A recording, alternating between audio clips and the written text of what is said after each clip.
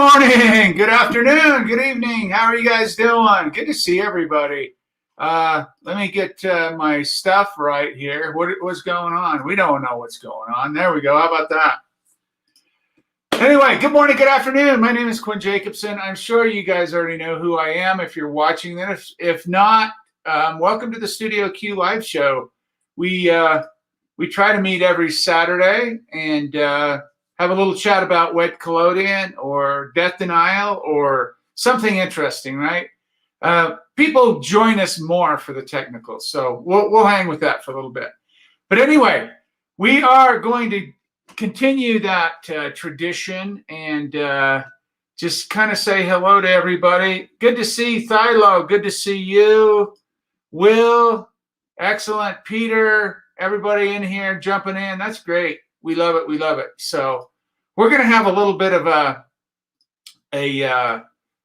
technical silver bath developer. Jeffrey sent in a couple of question about albumin. We're going to talk about some of the. I'm going to try maybe today, definitely next week. I'm going to try something. I want to jump over to Facebook and scroll down and show you some things on the Facebook page and talk about the entries, if you will. Hey, good to see you, Bogoslav. Welcome. And Linda, good to see you from Sweden. Paul, hello. Full spectacle compliment this week. Oh, nice. Well, I take that as I don't know how I take it. I take it as good, I guess. Paul's a nice guy. I appreciate that. He's communicated and thrown some book info, and I hope I've recommended that book. If not, Paul, remind me, and I will. So let's jump right on into it, shall we? You already know what we're doing today. I'm sure you've seen the little go-to on that, but let's share the screen and get over to that little keep me on track slideshow kind of thing. Here we go. I'm going to go view, present, boom, and there we are. So today's June 5th, 2021. I hope everybody's healthy and happy and doing well. We're just going to go on in, and I decided to do a little second part on Gamble's book on silver bath and making ambrotypes and tintypes. I know it's vague in general, but we're going to talk about some things in that arena. We're also going to talk about some of the technical stuff. We're going to talk about, I posted about silver, the raw silver. The price is going up. And I think you're going to see inflation grab a hold of us, and I think you're going to be paying $700 or $800 a pound, 484 grams, $700 or $800 US a pound here shortly, probably before the end of summer. There's no panic buying here, guys, ladies and gentlemen. I'm just saying if you need a kilo of silver nitrate, you probably should look at investing now, unless you want to pay double that in a few months. And if you don't need it, forget about it. It's fine. I don't need any, but I'm buying some silver anyway, so just for fun. So that's what we're going to talk about. Recommended reading, recommended watching.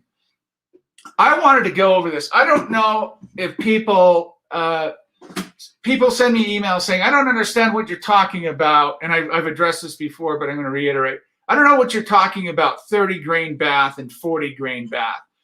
So if you look in Gamble's book and you go under the section of the silver bath area, he talks about 30 grain baths and 40 grain baths. We talked about it previously about how to make a soft image or how to manipulate positives versus negatives with your silver bath. It's really, really important.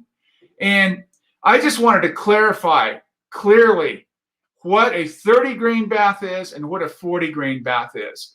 It's really curious to me. There's a lot of folks have recommended all the way up to 10% silver bath. And as you can see here, a 40 grain bath is about 88 grams, 8.8%. So when we say a 9% silver bath, we're really talking a little under that. That's why I've always kind of undershot that 9%, because really what we're talking about is 88 grams to a liter, which is 8.8% silver. Now you get into the 30 grain bath. which you can get really great performance with positives if, you know, all things adjusted and equal and you understand what you're doing. A 30 grain bath is 66 grams, 6.6% silver bath. People are overkilling on silver. I know there are places here in America that ship silver at 10%. You just don't need it. In fact, we're going to talk about some of this in a minute. In fact, you may run into problems if you get too much silver, if you get too much salt, if you overload the salts in your collodion, you have a heavy bath, you're going to definitely end up with some fogging and different problems. So just real clear, 30 grain bath. If I ever mention this or ever written about it, just know the 30 grain bath is a 6.6% bath. 40 grain bath is an 8.8% bath. Sometimes we'll call it a 9%. You know, again, we just kind of even that out. You really shouldn't do that, but 0.2%, I guess you can get away with it. That's the first thing. Gamble talks about it in his book, The Introduction and Practice of Wet Collodion. You can read about it in there. I just wanted to clarify that, what those are. Now let's talk about his positive developer here. This is, I jumped ahead one slide, didn't I? Let me go back. Boom, boom. Let's talk about, I grabbed this out of his book. Let's talk about this positive developer. I'm addressing this today because every May and June, my inbox fills up with what's wrong plates. And it's like a ritual going into the heat. Of course, this doesn't apply to the Southern Hemisphere. They're entering into winter, right, Pablo? Well, sí. ¿Entiendes? Yes, sí. They're entering into winter. North America, Northern Hemisphere is entering into summer. There are more wet colonias in the Northern Hemisphere, so most of us are entering into summer. Not all of us. I just want to clarify that. I'm not ignorant on that point. So as you enter into summer, you have a couple of things going on. Heat exacerbates the process, all of it. So let me give you an example here. If you're going 30 kilometers an hour in the temperate or winter or cooler months, you're going 60 kilometers in the heat of the summer, right? So everything speeds up, doubles, triples. On the molecular level, things are happening. So what happens? What happens is everybody's great in the winter or the cooler months pouring plates. Oh, look at that exposure. It's wonderful. It's great. No fogging, no veiling. Then the first warm week, everything goes to hell. Everything just fog and oh my God, what's wrong? It's because you're using recipes designed for that more temperate climate. So it's not only temperature, but it's also relative humidity or RH. So there's temperature and RH. You have to consider both. So let's look at this recipe of Gamble's. This is a great starting point for a summer or high heat or more than average. Let's say above 25 C, above 25 Celsius. This is a good starting point for a summer recipe. And those of you in the Southern Hemisphere, take note of this because you'll use it come, September, October, November, whatever. You enter into spring. So, Boguslav, you've got a fan here. There he is. Say hi, Boguslav. There you go. Good. I appreciate that, sir. That's fine. Oh, what's DH2O? Does anybody know what DH2O is? Ah, look at that. She beat me to it. Yes, DH2O is distilled water. DH2O, hydrogen to oxygen. Hello from, oh, he's in the UK. Okay, good. Mr. Analog, no problem. So we have to remember, we have to change recipes. We have to modify recipes. We have to modify workflow when we have a temperature and even humidity difference. So we have to keep that in mind as we go through this. So let's look at this recipe. He calls this a ferrotype developer. That's fine. I just lump ambrotypes, ferrotypes, any direct positive into the same group. It's potassium nitrate, 100 grains, ferrous sulfate, 140 grains, glacial acetic acid, 300 minims, and nitric acid, strong, and I'll clarify that, 20 minims, and water, 10 ounces. So this is really bizarre. When we get into these weights and measurements, I really don't understand why the 19th and early 20th, well, the early 20th century books are usually pretty consistent, but these early guys really went off into these strange weights and measurements. I prefer the metric system, right? Even as an American, we never learned the metric system. We were supposed to, like in the 70s, and then those, we're so smart. We want the empirical. We don't want to mess with this. This metric system is for communists, right? So we kind of left that behind. And it's unfortunate because every American should know the metric system. It's better, it's easier, it's more accurate. If you know tens and zeros, you're good to go. But regardless, my rant is over on that. So the problem with these old recipes, grains and minims and drachmas and ounces, and if you're European or out of the US, that doesn't mean anything. Or even if you're in the US, the grains and drachmas and minims doesn't mean anything. But we'll look at that. I'm going to break that down for you. The two things that I really want, or three things that I really want you to notice in this recipe, he has three restrainers in here, 3 of them: potassium nitrate or saltpeter, glacial acetic acid, and nitric acid. 3 restrainers. So it's really important to understand, to look at what they're putting in it, how much, and what this. I always go by percentage. So if you take 10 ounces, that's about 290 milliliters. Más o menos, yeah. This formula is due to Mr. J. Spiller. Upon mixing the ferrous sulfate with the potassium nitrate, double decomposition takes place. Look, I know everyone on this panel right here knows what double decomposition is because I've talked about it ad nauseum. We usually talk about double decomposition in the sense of I just clicked into the private chat. Purpose of potassium nitrate. Very good question. We're going to get to that, Pablo. Thank you. And then Pablo says, the metric system kills death denial. You should know, right? Exactly. Let's look at this. What is double decomposition? This is what it is right here. This is for the silver bath, right? You put the cadmium bromide, the ammoniumide, bromide and iodide. It doesn't matter what you use. With the silver nitrate, you have 2 byproducts. In this case, is cadmium nitrate and ammonium nitrate. And it produces the silver bromide and silver iodide, the halogens, AgBr, AgI. That's what double replacement is, or double decomposition, just as a recap. So he's talking about this in the developer. This is very interesting, in the developer. So when the ferrous sulfate mixes with the potassium nitrate, double decomposition takes place, and we get ferrous protonitrate, iron protonitrate, and potassium sulfate. Now, you might have to wiggle your brain a little bit to get those, but just keep that in mind for a second. The developer gives a much wider deposit than does the protosulfate or ferrous sulfate often used.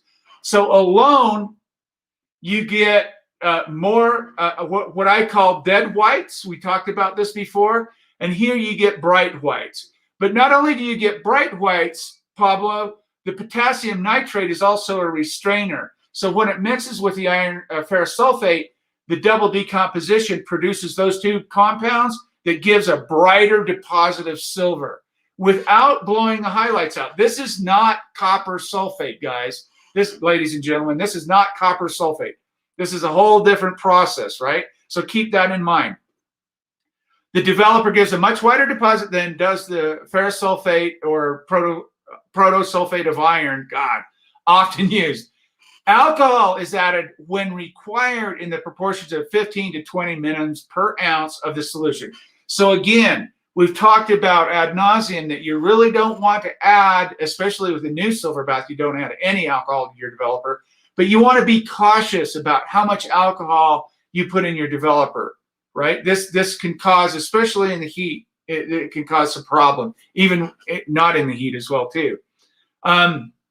The glass plates are held upon the pneumatic holder, but with the ferrotypes, this is difficult. They should be held at one corner with the fingers. He's talking about holding the pinch method to pour the plate. As soon as the image is fully out, the plate is well rinsed and fixed in potassium cyanide solution. Afterwards, well washed and reared up to dry, or may be held in front of the fire. So we're more concerned with the recipe. So let's go on and look at how this recipe breaks down. And we'll talk about this a little bit here.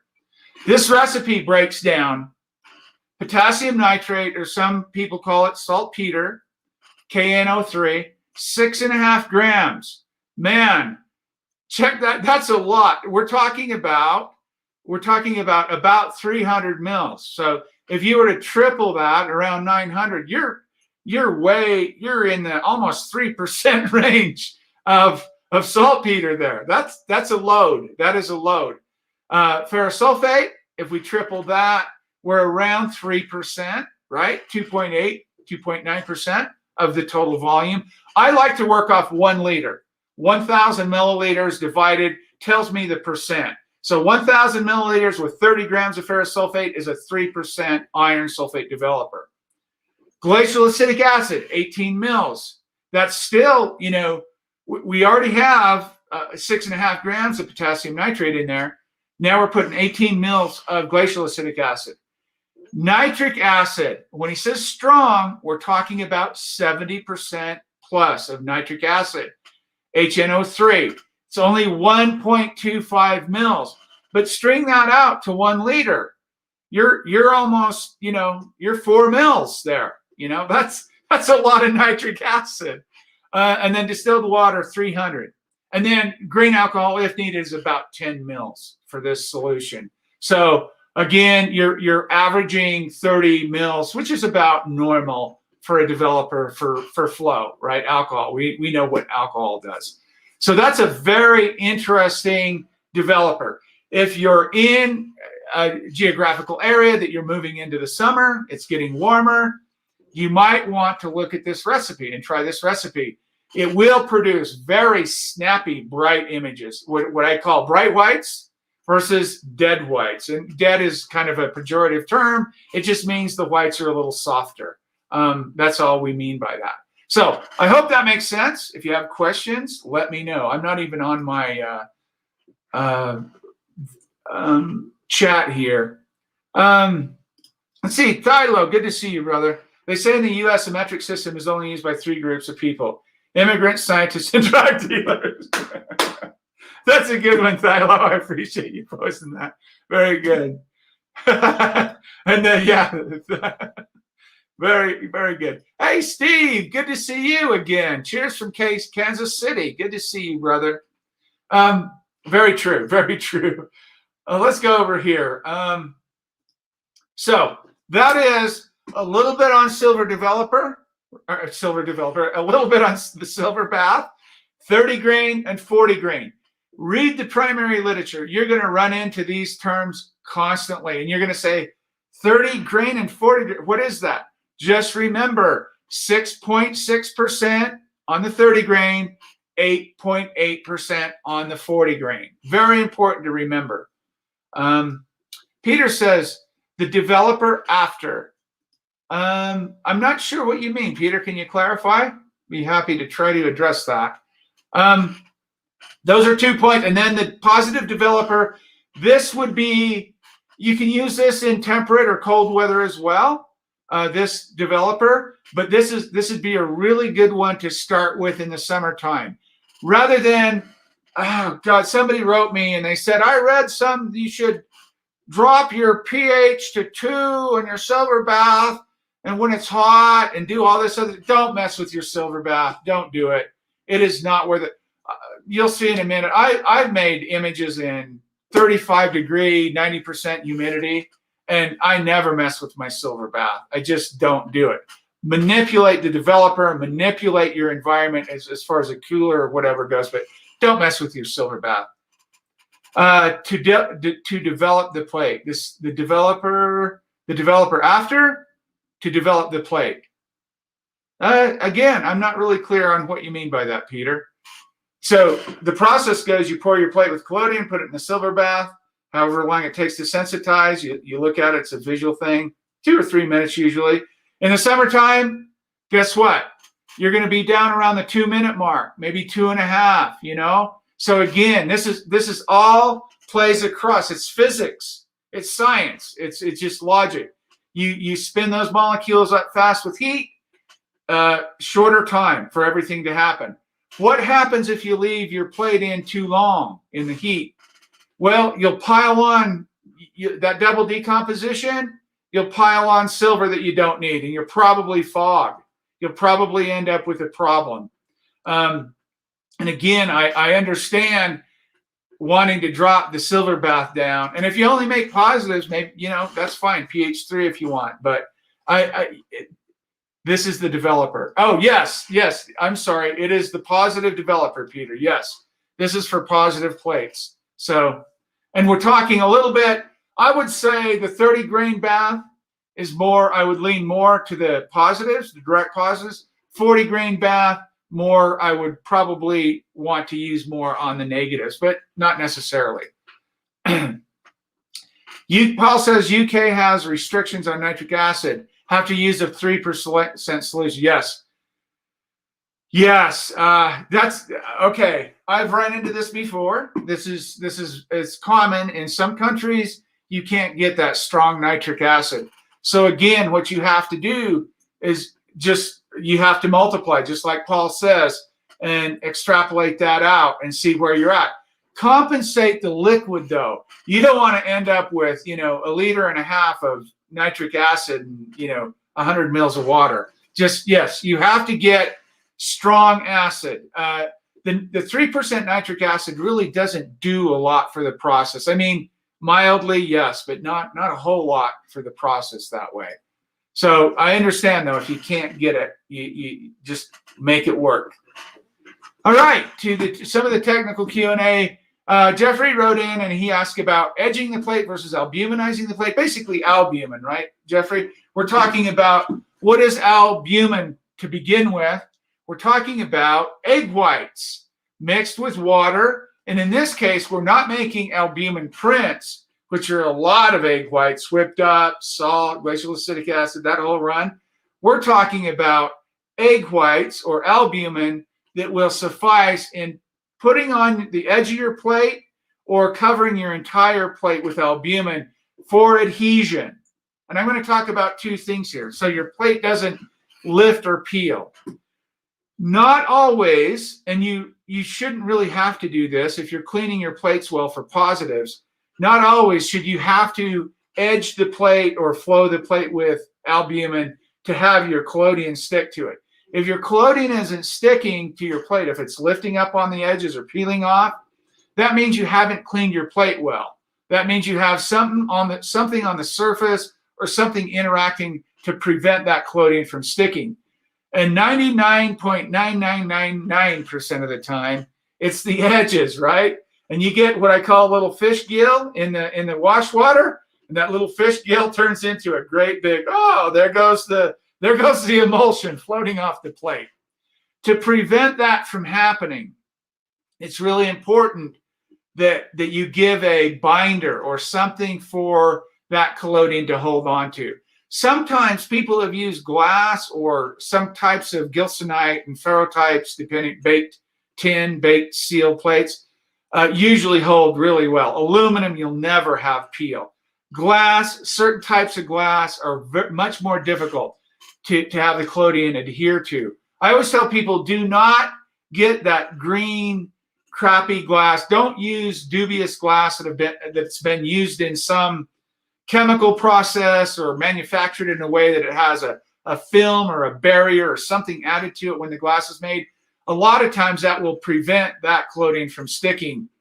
If you're having problems or if you want to safeguard for direct positives, I recommend one large egg white from a large egg into about 250, 500 mils of water. Blend it up, let it settle down just like you're making albumin. Filter that off and use that. Put a Q-tip in and do about 3 or 4 mils around the corner, the edges of your plate. Let it dry. You can pour your collodion on and your collodion will not lift. I don't know if you're kind of a hoodlum like me when you are young, but throwing eggs at cars, and if they sat on too long, that egg white would peel the paint right off the car, right? Not a good thing. So that stuff is wonderful. So the question is, what is the difference between edging the plate and covering the entire plate with albumin? The short answer is not much, but here's the difference. Sometimes people do not like when you take a Q-tip and you put 3 or 4 or 5 mils of albumin around the edge of the plate, you'll get a little bit different density in the image. That albumin binder will give you a little more density just where you've subbed the plate or edged the plate. Some people don't like that difference. They don't like to see that. For me, specifically, on positives, I have a method that I don't have to edge my positives. I have a method and a workflow and compounds that I don't have to do that with positives. Here's the catch with negatives.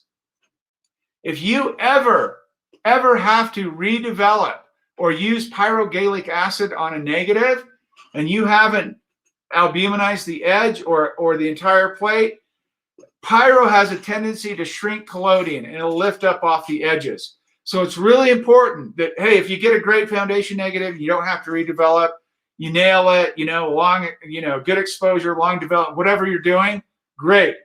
But I don't chance that, especially going to the field and going long distances to make plates. And it'd be, 5 hours to get back out there and back to make another plate and the light and all that. I always edge or do the full plate with albumin just for the potential of redevelopment. And 99% of the time, I do redevelop my negatives, at least a little bit, just for clarity and crispness. But what advantage do you have if you do the whole plate, the entire plate with albumin? It's a little more difficult because I recommend you steam. I in my videos on my chemical pictures book, you'll see where I steam the glass plate and then pour the albumin on and drain it off. That steam is just, condensated water on the plate, clean water on the plate, and allows the albumin to flow and not have any artifacts, bubbles or problems with it, with marks or, whatever. It's a clean flow. And that albumin is a little difficult. It's kind of like it doesn't want to flow very well. So the steaming or the water on the plate helps. The heat and the water helps that albumin to flow. The great thing about doing the entire plate is I gain about 1/4 to 1/2 stop of density on my negatives. So it's great. It's super clean. It adheres very well, and you gain a little bit of density. And if you're making negatives, woohoo, that's what we're after. You can still edge, no problem. 99% of the time when you print, you're going to mat over those edges anyway. It's not a big deal to me. And I really don't mind it. I really don't have that big of a problem with that. So I hope that makes sense. And Pablo or Jeffrey also asked about the preservation. We'll talk about that in just a minute, if it goes bad or not. Pablo says, use the water and the nitric acid as plain DH2O. I don't understand that, Pablo. What do you mean? Use the water in the night. Oh, yes, exactly. Yes. So if you're doing a very low percentage, that is correct, Pablo. Yes, that is correct.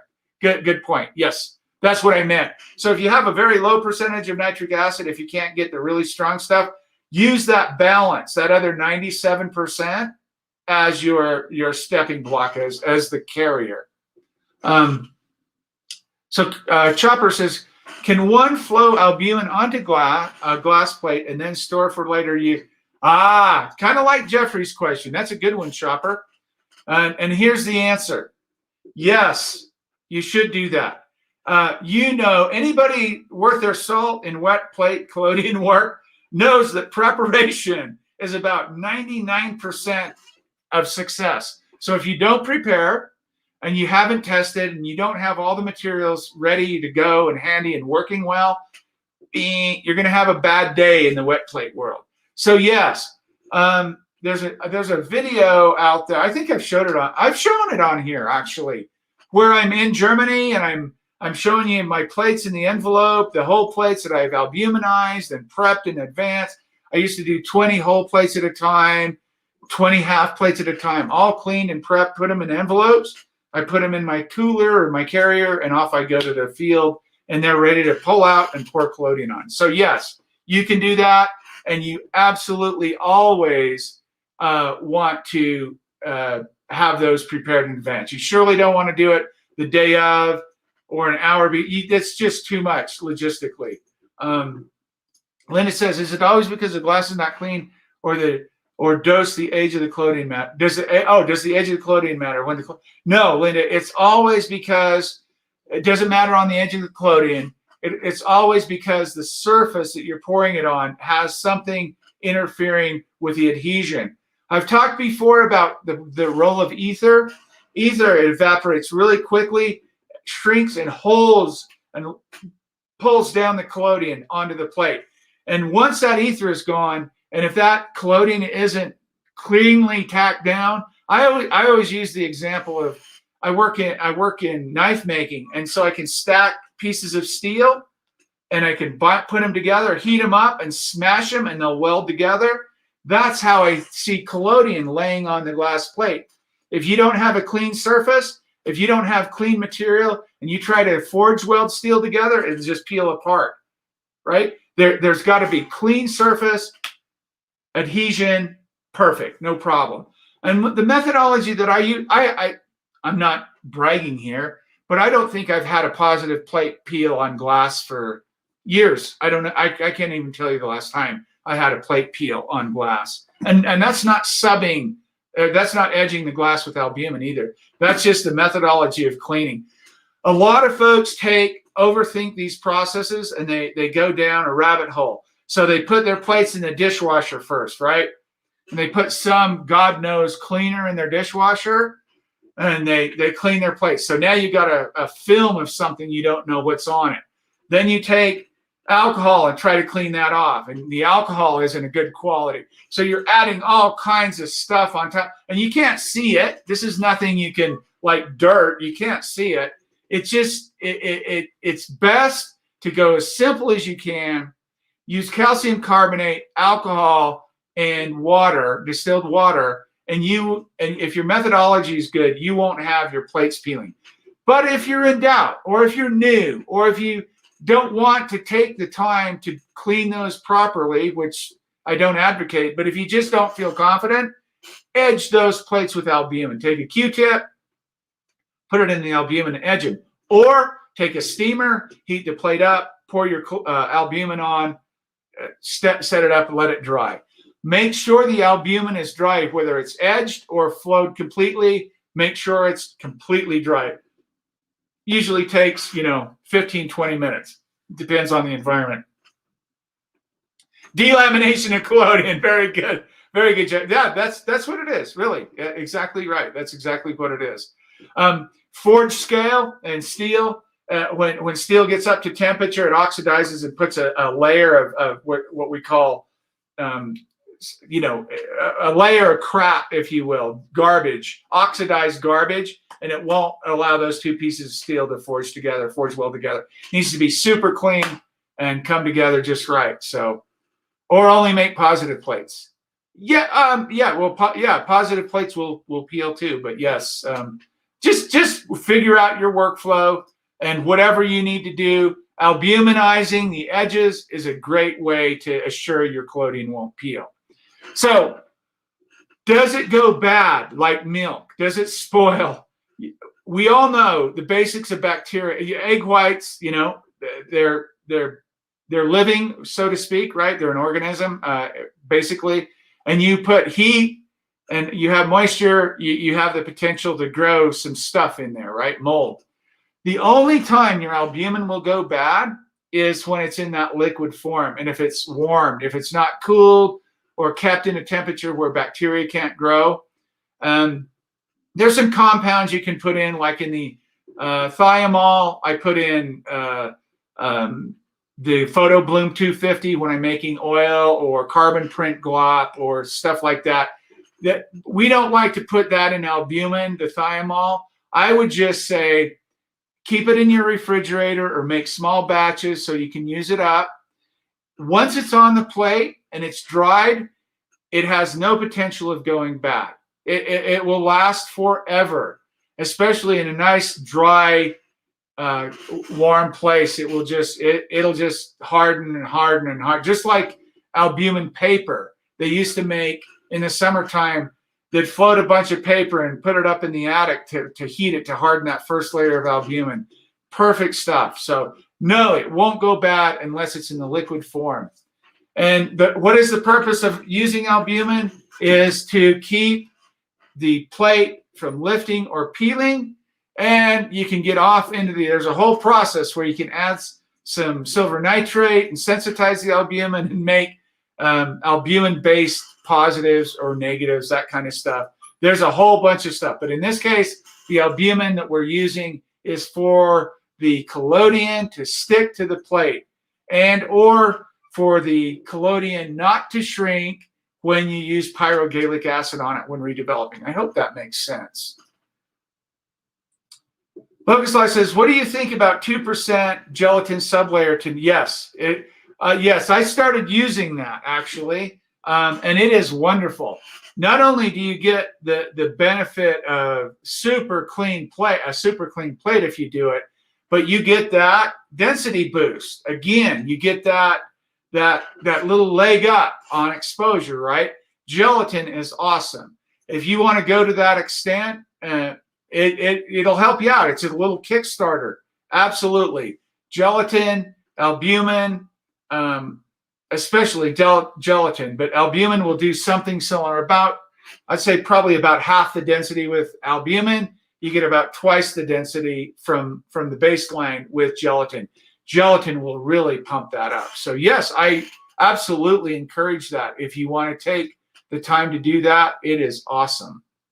And that 2% is 20 grams of gelatin to 1 liter of distilled water, by the way. So let's go on. Big questions, right?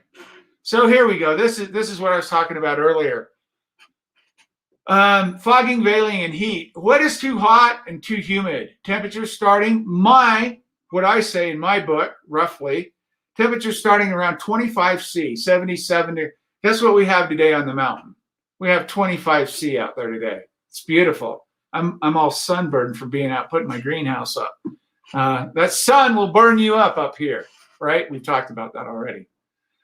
Humidity starting around 50%. Let's start with this. What is the optimal temperature and humidity for wet collodion? Can anyone answer that? I'll wait for it in the chat and I'll go on. And if you know the optimal temperature, if everything else is perfect, what temperature do you want and what humidity do you want for wet collodion to perform really well? What do you think it is? What can you do? Like I said earlier, don't mess with your silver bath. You don't need to drop that down to pH 2 or pH 3. In essence, theoretically, yes, that's great. It'll help. It'll turn your images super silvery, right? And it will slow down your exposure, by the way, too. That's your silver bath. I'm not talking about anything else. You put enough nitric acid in your silver bath, it will cool your images off and it'll increase your exposure time, both. So I say don't mess with your silver bath unless you absolutely have to. And even then you shouldn't probably. Only adjust your developer. I've never had a situation where I couldn't, whether extreme cold or extreme heat, adjust my silver bath and my workflow, or adjust my developer and adjust my workflow to make good, clean images, even in the hottest or the coldest weather. I think I told you guys this before. Levi's hired me, Levi Vintage Clothing Line, hired me to go out to a ranch here in Colorado in December, one December, a few years ago. And I started out, it was 22 below Celsius, and I was making images, and about 10% relative humidity. So on the other end of the spectrum is extreme cold. If you've seen the images turn out great, but if you've seen the images of behind the scenes, I have my catalytic heater and a can with a rock on it, my developer in there warming up, and ice was forming in the wash tray, and it was scratching the collodion off the plates. There's a lot of things you don't even think about that you have to deal with.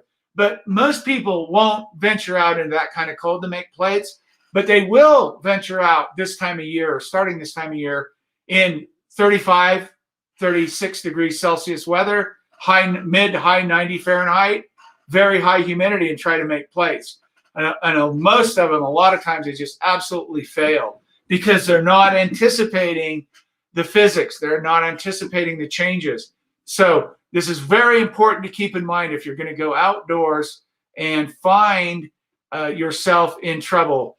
The last thing you want to do is commit to some gig, and all you've been doing is making plates in your nice 20 degrees Celsius studio. You know, comfort, no wind, nothing going on. And you go out and you try to pull a gig off. I guarantee you somebody's listening to this right now that this has happened to. They've gone out and they had a complete failure. They couldn't get it going on. And it's very, very common. And it's because you've got to understand the chemistry and the process. And you've got to understand how to mitigate those problems. Q. You mean you really made plates 22C below zero? Yeah, absolutely. Absolutely. In fact, let me do this. I want to show you. And if you see a difference in these, you tell me. I don't know. You tell me if you see a difference in these. Levi's. There we go. Levi's. And what's a good one here? You guys have seen these. I'll do 3 of them here. Those are all my behind the scenes stuff. Yeah, let me grab these and I'll show them to you here real quick. If you haven't seen them, most of you have seen them, but if you haven't, I'll just show them to you because we have a minute here. 3 files zip, good, show all. I wasn't planning on showing them, so I have to download them real quick. This was, again, for their vintage clothing line. And they had, I think they spent $30,000 or $40,000 on the setup to do this. It's just insane. I was just along for the ride. Let me switch, stop sharing here for just a second. Go over here, window, there we go. So Pablo, these are a couple from that shoot. Now, I will point this out. Pablo's got an interesting point.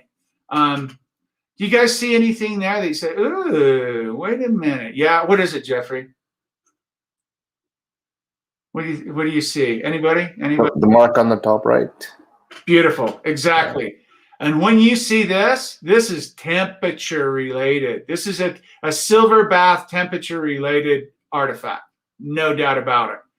And then people asked me, they said, wow, how did you get those icicles? What did you have to do with those icicles? They were real. Those are real icicles, ladies and gentlemen. Those aren't a prop, although they could have easily afforded to do that. But those are icicles. This is all about death denial, Pablo. Death anxiety, death denial, okay? But it's trying to sell clothes. Yes, but I mark. Oh, sorry, bogus. I was talking to somebody in there. Yes. So yes, and one more. One of my favorites. He was like 80, 82, 84, 85 years old, and it was so cold I had to.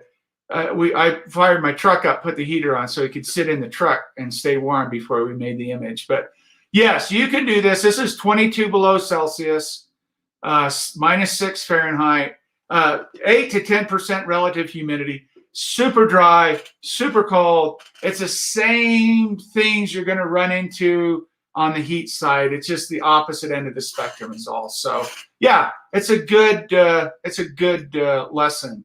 And this time of year, my inbox fills up with what's wrong, and what's wrong is the heat, and you haven't adjusted for that. So, so I hope that makes sense. If you have questions, holler at me here. How to adjust the valve? Okay, Okay, Peter, adjusting the developer, there's two ways to go about adjusting the developer. Let's say you took my recipe out of my book, or you use Gamble's recipe here. I would advise you, if you're heading into the summer months in the northern hemisphere now, I would advise you to try Gamble's recipe right now. I do have hot weather recipes in my book. You can look at those. And basically what they are is an increase in the restrainer, or you can increase the water, which dilutes the overall percentage of iron. What we're talking about here is the action of the ferrous sulfate on the plate. So that's what we're mitigating. The restrainer, the acid, will hold back development, or diluting it down, not as strong, not as much iron on the plate, will also take care of that. So I hope that makes sense. Guessing cooler temperatures is better than hot. Okay, here you go. Here you go, Lynn. So we're back to the question. What's wet collodions like? Like the human being sitting on the beach at 23 Celsius in the sun, right? What is that for collodion? You're close there. That's a good collodion likes that temperature. You're right. Let's see if anybody else answered before I give it away. We'll get to his question here. Here's the ideal for collodion. 30 to 40% relative humidity and 20 degrees Celsius. 18 to 20 degrees Celsius. Collodion it's like a human being in the best case. I'm not too hot. I'm like Goldilocks. I'm not too hot. I'm not too cold. You know, everything just feels good. So 30 to 40% humidity, 18 to 20 degrees Celsius. And for you Americans out there, 18 to 20 degrees Celsius is about 65, 66 Fahrenheit to 68 Fahrenheit, somewhere in there. I don't know the exact translation, but it's somewhere in there. You're right, Linda. That's cooler is better than hot, always, for collodion, or usually. Is it correct that ammonium iodide requires a far more precise silver bath, tolerates less fluctuations and aberrations of the bath itself than potassium iodide? No. If you get, to my knowledge, no. If you gave me resources or something, you know, not somebody's opinion on YouTube or Facebook, but if you gave me something credible there that shows that, if we go back and stand up for Judas, if we go back and we look at this, it really doesn't matter what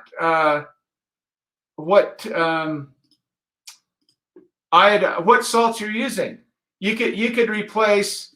You can replace. Can you guys see that? I hope you can. Yeah, good. You can replace this and this with. I should have just said, really, the only reason I said cadmium and ammonium on here is just to clarify these byproducts. But you could have just said bromides and iodides. And it doesn't matter if it has a K before it, or a CD, or an NH4I, or a K.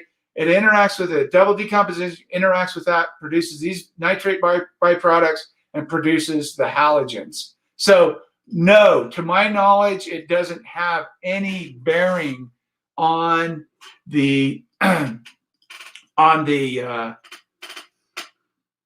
precision or the what you're talking about here. Stand up for Judas is the double decomposition process. The salts getting converted into halogens, and then those byproducts from those. Doesn't matter what salt you use, it's going to replicate. One thing that ammonium iodide does do differently, it decomposes faster in the collodion than Ki. That's the difference. Peter says, makes sense. Good. Yes. And definitely if you go out in the heat, in the first time you made plates in the warmer weather, run a test plate and see what happens. Your chemistry is probably going to need adjustment. If you're leaving your studio environment or your home environment and going outside, I guarantee you your chemistry is going to need adjustment if you're in the warmer weather. You can make positives or negatives with gelatinized plates, Pablo. No, you'll just add some density to it. Try those. A lot of folks won't see the difference unless they actually put them on. You might not like it so much with positive plates. It depends on, it's all personal choice though. You might love it. Who knows? So I hope that covers that. I don't know if any of you have read this by Todd May. He's a political philosopher, actually. Sorry, I'm babbling too much. My voice is going out.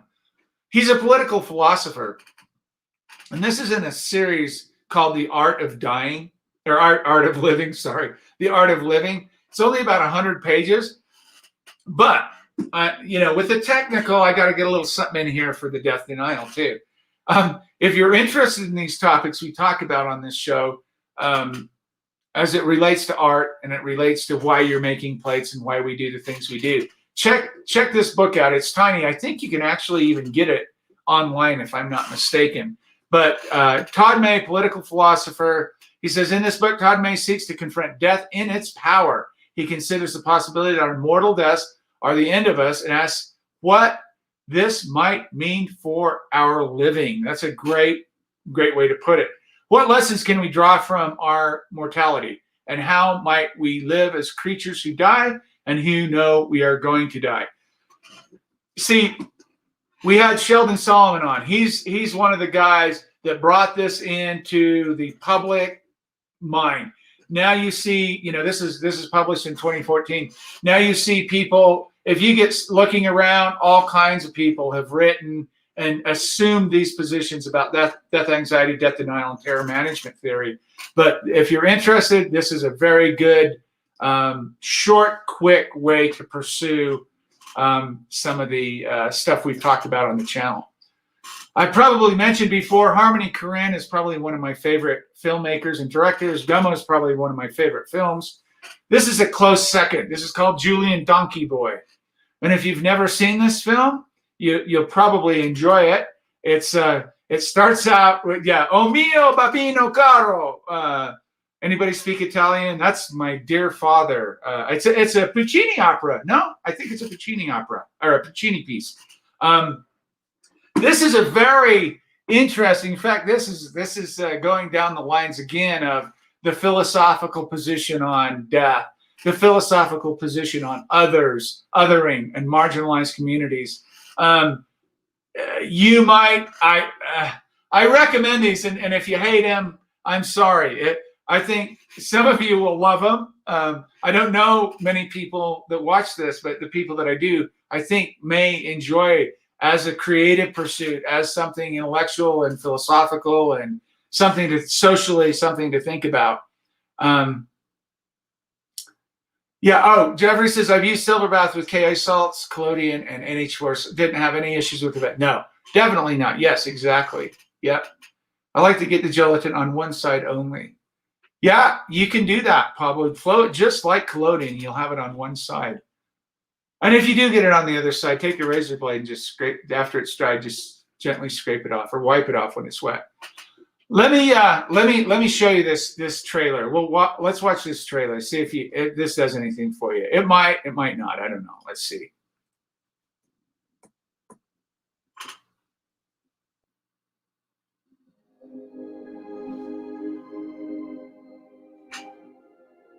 Werner Herzog is in this film as well. Plays a bizarre part. Bizarre. You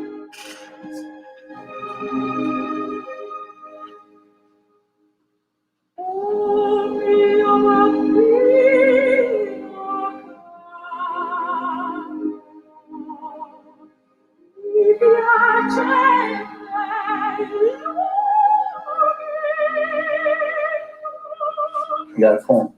Want to hear it? Eternity, chaos. Morning, chaos. Eternity, chaos. Noon, chaos. Eternity, chaos. Evening, chaos. Eternity, chaos. Midnight, chaos. Julian, cut it out. Morning, chaos. Eternity, chaos. And repeating chaos, No. you don't even, it doesn't even rhyme.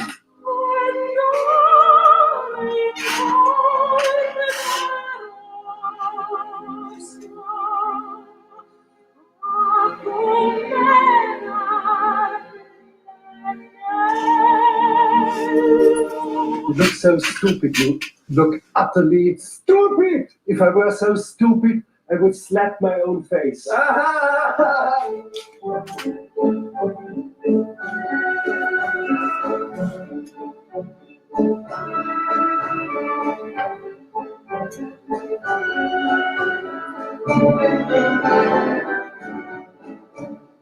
Keep still.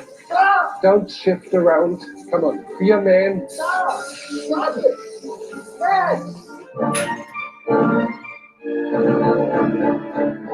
Hi, Julian. How are you? What's better now? All those voices you're hearing, those are just friendly voices. No one's out to get you. No one wants to hurt you.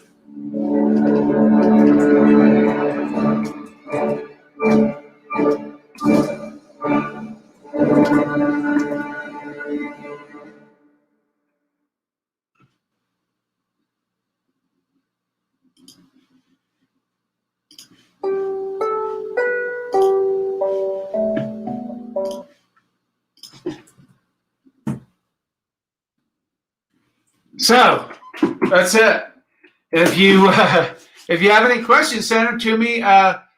Pablo just asked about yes, Pablo. So we've been having a discussion about gilsonite or bitumen, gilsonite or asphaltum. Let's keep it at that. Gilsonite or asphaltum. You can buy it here in America. There's a place called Angel Gilding. They sell it already mixed, the gilsonite mixed with a solvent, which is like a turpentine or a paint thinner base kind of solvent. And you can also buy just the powder, the gilsonite powder. And if you can get the gilsonite powder, you want to mix that. In chapter 7 of this book on the screen there, Chemical Pictures, chapter 7 gives you the recipe of how to make ferrotite batter or ferrotite base. You can make that very compound that you put on steel sheets to make ferrotite and use that on your glass plates.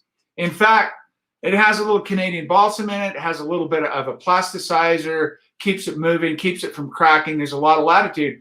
So recently, I've been telling people that that ferrotite mixture works great on positive glass plates if you want to use that recipe. So you're saying you don't have turpentine or paint thinner, or you don't have bitumen, you don't have asphaltum, Pablo. You don't have asphaltum, or you can't get asphaltum. If you can't get asphaltum, gilsonite. Okay. Yeah. So you can get, what can you get there? Do you know? Have you seen that? Oh yeah, and going back to yeah, no problem. Stand up for Jude. Yeah, one of the things people do is they try to complicate things. It can be complicated. This process is tricky, right? I mean, it can be strange, especially if you're coming from no photography background or traditional silver gelatin-based photography. It's a different ballgame in light and chemistry and what it sees, what it doesn't. The chemical process to get your image. So a lot of times people try to make things up to find excuses for what went wrong or to sell something or whatever. You're very welcome there, Peter. But most of the time, you get just the basics. You understand some of the physics, get the basics of the chemistry down, a little organic chemistry, and you understand how the process works. You can connect the dots. And things like that, it wouldn't be relevant at all unless they're trying to badmouth something, or if they're trying, I don't know why people would say that, but I've never heard that. If you had data on that, this is my position for everything. If you, ladies and gentlemen, if you have something that contradicts anything I say ever, and you can show me the data to back that up, I will change my mind. I will say, yeah, you're right, I'm wrong, there's the data, no problem. I don't have a problem with, I'm a scientist at heart. I want to advance. I want to understand. If I'm misunderstanding something or not understanding it completely, show me. I'm open. So no problem with that at all. Pablo says Judea bitumen. And that is gilsonite or asphaltum there, Pablo. So asphaltic paint, if one is simpler, and boring would go digital. Right, exactly. Yeah, I love my camera on my phone. Oh, let me show you guys before we go. I'll answer that, Pablo, in just a second. I want to show you something here. I showed you that. Let me show you this. I just snapped this right before we started the show. So for those interested, you can click out of here if you don't want to see this, but it's nothing bad. I'm not saying it's nothing bad. It's just I want to show you guys how close I am. There's my greenhouse about an hour ago. Look at that baby. We got the rear gable up. We're going to go out and start putting the polycarbonate in. It's a beautiful day. There it is. It's 9 feet wide, 3 meters by 4, 7 meters, 6 or 7 meters long, 9 by 21. So a big greenhouse, but we had a very difficult time making that happen. So anyway, back to Pablo. Asphaltic paint. Describe that to me, Pablo. I'm not sure what that means. Asphaltic paint. Give him a second here. Will says, "Oh man, I'm happy you joined. Thank you for watching. I appreciate it, Will. Have back my ambrotypes with gilsonite batter. Beautiful. Oh, there you go. I talked a little bit about this last time. So Paul's he's taking the recipe from the book. I call it ferrotype batter. Whatever. I call it a batter because it's thick and you mix stuff in it. So and he's poured it on his glass plates. Now he wants to know how long before he can put it in silver. Remember I talked about that I tried some tests, a 4x5, and it worked great. It didn't hurt my silver bath. I would probably say you put that out in the sun for a few hours or put it in 100 degrees Celsius, a couple 100 Fahrenheit oven for a few minutes just to settle that so it doesn't off-gas anything into your silver bath. I think you'll be perfect. If you do that, please come back and follow up. We'd like to talk to you about that because that's something interesting. You're basically replacing the steel plate, the tin. It's not tin. It's a steel plate you cover to make a ferrotype or a tintype and putting glass there. And glass can handle high temperatures. It's not a problem. It's just making sure you harden that batter, you know. You can dry it. If you let it dry for several weeks, it'd probably be something similar, but speed it up and get that hardened. What's being grown in there, Quinn? George, you know what's growing in there? Tomatoes, cucumbers, broccoli, all that kind of good stuff. Yes, thank you. I will. Good, Paul. Good. So let's go back to Pablo's. Syrian asphalt. Interesting, Bogo. In Poland, it's named Syrian asphaltum. Okay. So you're saying Judea bitumen is made with gilsonite. Yeah, it is gilsonite. Exactly right. What I'm saying is Judea being, I can find here is too liquid. You know, if you get a bottle of that or you can find it and send me what's in it, I'll take a look at that. It sounds like it's probably got a little bit of the asphaltum or gilsonite or Judea bitumen. We say bitumen of Judea in English, but it's probably got a little bit of that in it. And it's probably got some carrier with it. You might be able to get away with that. In some paint used to protect roofs from, yes, that's right. Okay, I know what you're saying now. In fact, years and years ago, I went to these what we call big box stores in America, these Home Depots or Lowe's, and I bought a little, it was actually a gallon of the same, when you say roofing, of this same roofing, black tar roofing material, and I actually made images with that, and it was fine. I did bake it. I put it on and I did bake it. It was before I ever made ferrotypes. Before I ever figured out the recipes and Japanning, as we call it, Japanning. So yes, you can use that, but I'd like to see what in your country, what they're putting in it and check it out. But very good possibility. I get you now, Pablo. Yo entiendo esto, amigo. Okay? I do understand this. Stand up. Yes, Paul, come on, visit us.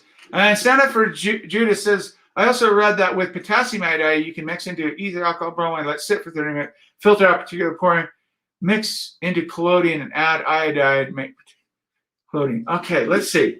With potassium iodide, that's Ki, mixed into ether alcohol bromide, let it sit for 30 minutes, filter out particulate, pour mix into collodion, and add iodine to make particulate-free collodion. No. Wow. Where are you getting this stuff from, Judas? Where are you getting this from? You're talking about putting Ki, ether alcohol, and a bromide, let's say a CDBR or a KBR, whatever, into the collodion, mixed into the collodion.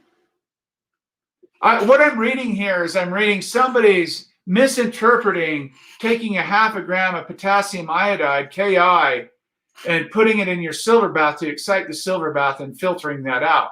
I read that, but into the collodion. The collodion, no, it doesn't make sense to me unless I'm reading something wrong there. I don't know where that's coming from, but anybody, does that make sense to anybody? I don't. I think he's talking about just the mixture of the collodion. No, not the silver bath, from what I understand. Filter out particulate, pour it, mix into collodion. Yeah, instead of mixing the salts, so you just mix all the stuff, and then you add iodine. I don't know. I've never done it, but seems strange to me. I see what he's saying. Yeah. I got you. Okay. Add iodine. Okay. Yeah. Because I wonder if it's something to do with, because I know the potassium iodine throws off a lot of salt. So I think if you take off just the one that's the cleaner part. Yes. Very good, Jeffrey. That's right. So the Ki, potassium is not soluble in solvents, right? We know that. So that's why it throws down all that particulate matter, that precipitate down at the bottom of the bottle. So you get a big white layer. And that's probably, okay, I kind of get that now. That's what they're saying. Potassium iodide, let's filter out, pour in, okay, yeah. The last part gets me, particulate-free collodion. And why he's saying that, once you put Ki into collodion, the life of the bottle is going to be constantly throwing down. It is. And Ki is going to be extremely obvious. So what he's talking about there, he's talking about reducing that and trying to get it, particulate free. But the best way to do that is to let it all come down, decant the good stuff off the top, like Jeffrey's saying, and then continue to do that as it throws that. In a week, you'll see another little thin layer. In 2 weeks, you'll see another little thin layer until it gets to like micro dust, right? But if you keep working that, yes, okay, that I don't know about particulate free, but that kind of threw me off there. But it could be. I will say this. It could be. It sounds like somebody read a 19th century wet collodion book, and this is how a lot of these old boys process this stuff. So if you read any of that old literature, you'll see this a lot. And what threw me off was the Ki and the iodine, and thinking that, are they trying to sensitize their bath, and then it's mixed in collodion? Oh my God! So yeah, it's an old methodology for making quick bromo-iodized collodion. Particulate free? No, not necessarily. But try it.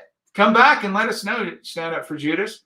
Like I said, I'm open to whatever you have there. So anyway, ladies and gentlemen, I've taken enough of your time. We are going to call this good. It is time to go back out and work on my greenhouse. So everybody have a great week. I'll see you next Saturday. Be safe, be healthy, be happy. You have any questions, send them to me through the week.